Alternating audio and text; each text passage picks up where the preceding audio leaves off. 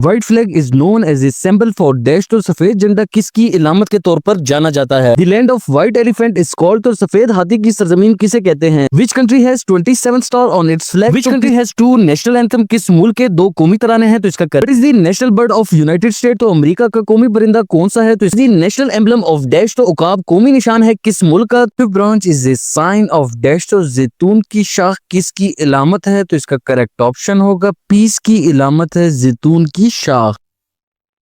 The flightless bird kiwi is founded in dash. तो बगैर उड़ने वाला परिंदा कीवी डैश में पाया जाता है। तो कीवी न्यूजीलैंड में पाया जाता है। White flag is known as a symbol for dash. तो सफेद झंडा किसकी इलामत के तौर पर जाना जाता है? तो सरेंडर इसका बिल्कुल करेक्ट ऑप्शन होगा। सरेंडर का मतलब है हथियार डाल देना। Which is the national game of Iceland. तो आइसलैंड का कौमी खेल कौन सा है? तो याद रखें हैंडबॉल इसका बिल्कुल करेक्ट ऑप्शन होगा। Which is the national flower of Hungary. तो हंगरी का कौमी फूल कौन सा है? तो ट्यूलिप इसका बिल्कुल करेक्ट ऑप्शन होगा। Which is the natural game of Turkey. तो तुर्की का कौमी खेल कौन सा है? तो इसका करेक्ट ऑप्शन होगा ऑयल रेसलिंग तुर्की का कौमी खेल है। The land of white elephant is called. तो सफेद हाथी की सरजमीन किसे कहते हैं? तो थाईलैंड इसका बिल्कुल करेक्ट ऑप्शन होगा। Which country has 27 star on it's flag. तो किस मुल्क के झंडे पर 27 सितारे हैं? तो ब्राजील इसका बिल्कुल करेक्ट ऑप्शन होगा। Riyal is the official currency of which country. तो रियाल किस मुल्क की सरकारी करेंसी है? तो इसका करेक्ट ऑप्शन है सऊदी अरेबिया की ऑफिशियल करेंसी है।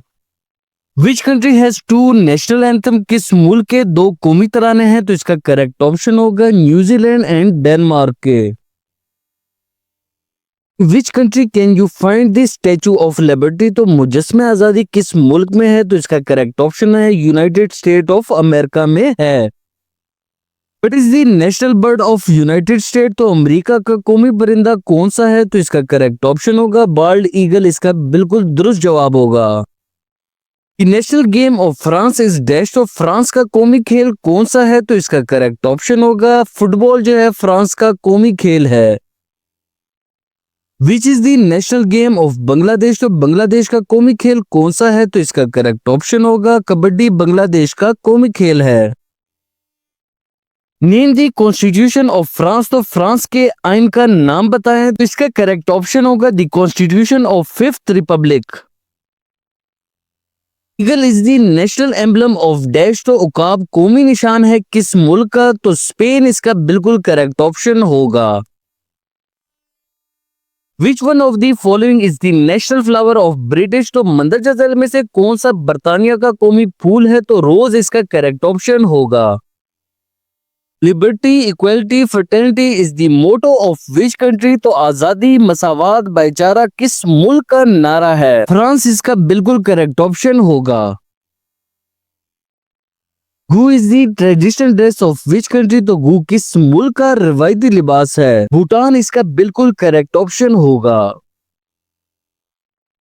हनफू is the traditional dress of which country. तो किस मुल्क का रिवायती लिबास है? तो इसका करेक्ट ऑप्शन है चाइना का रिवायती लिबास हनफू है।